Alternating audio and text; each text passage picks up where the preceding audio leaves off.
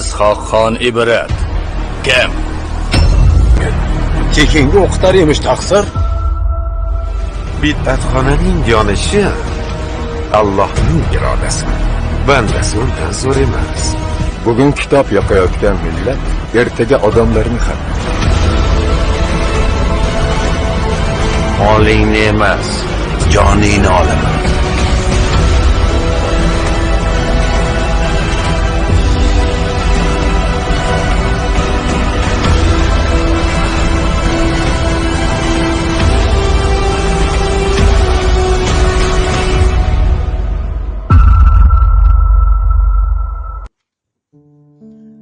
Qadrli kitobxonlar, Furqat tumani axborot kutubxona markazi sizlarga yurt qayg'usi haqidagi bebaho asarlar, jadid adabiyot namoyandalari haqida tanishtirib boradi.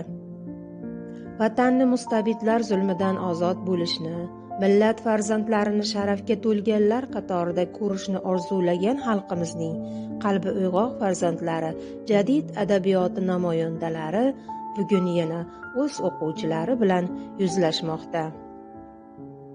Xalq ma'naviyatini boyitish yo'lida olib borilgan kurashlar, milliy matbuot, adabiyot va teatrning odamlar tafakkurini o'stirishdagi ahamiyati haqida asarlarida kuyikib yozgan, bu borada fidoyilik ko'rsatgan, alar oqibat qatag'onga uchragan jadidlarimiz siymolari ko'z oldimizda gavdalanadi. Bugun mana shu adabiyot namoyandalaridan biri bo'lgan Is'hoqxon Ibrat sakosi haqida siz bilan gaplashamiz. Is'hoqxon Junaydullo xo'ja o'g'li Ibrat ma'rifatparvar shoir, zabardast tilshunos, tarixshunos olim, ilk o'zbek matbaachilaridan biri bo'lib, 1862-yilda Namangan yaqinidagi To'raqo'rg'on qishlog'ida tavallud topgan. Is'hoqxon To'ra Ibrat milliy uyg'onish davri o'zbek adabiyotining benazir siymolaridandir. Uning benazir adabiy ilmiy merosi, ilm va zako, g'ayrat va shijoat, ma'rifat va ziyo yo'lidagi intilishlari millat yoshlariga qanot bag'ishlashga arziydi. U vatan va millatga muhabbat, fidoyilik va ma'rifat bobida asrlar davomida barchaga ibrat bo'lib kelayotgan inson hisoblanadi. Uning boy tarixi, qarashlari, ijodiy ishlari, umuman olganda hayot yo'li bugungi kun yoshlarining ibrat maktabidir.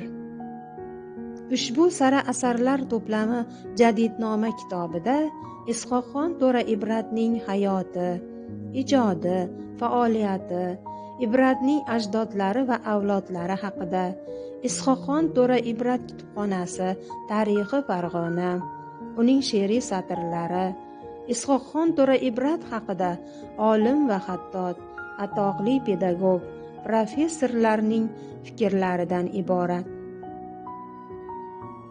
Uning o'zbek filologiyasiga, pedagogika va matbaa sohasiga qo'shgan hissasi, eng muhimi vatan istiqloliga intilishi, xalqni ilm-fan va ma'rif orqali mustamlakachilik botqog'idan xalos etish harakatlari o'sha davr muhiti kitobxonda katta taassurot qoldirib, bilimini mustahkamlaydi. Is'hoqxon To'ra Ibrat asarlari mustaqillik yillarida ko'p marta nashr etilgan. Ushbu navbatdagi nashr ham ulug' va ma'rifatparvar shoir va adib ijodini keng targ'ib etuvchi intilish natijasi sifatida kitobxonlarga manzur bo'lishidan umidvormiz. Qadrli kitobxon, siz ham u haqidagi mazkur kitobni o'qib chiqing, uning qarashlari bilan o'rtoqlashing. O'tgan davr mobaynida amalga oshirilgan ishlarning va mana shunday ijodkor jadidlarimizning qarashlari bilan siz ham hamnafas tarzda guvoh bo'ling.